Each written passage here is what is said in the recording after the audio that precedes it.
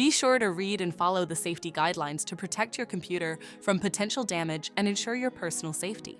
For more information about safety guidelines, see the owner's manual at dell.com/support. Before you begin, turn off the computer and disconnect all the attached peripherals. To remove the memory module, remove the 10 screws on the base cover. Loosen the 2 captive screws on the rear of the base cover to pry the cover off the system. Find and unplug the battery cable. Identify the memory module and unlatch it to lift it out of the system.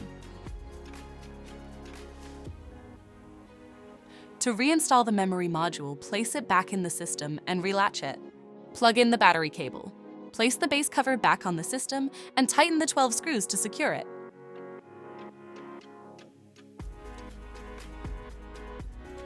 For more information about your Dell system, visit dell.com/support.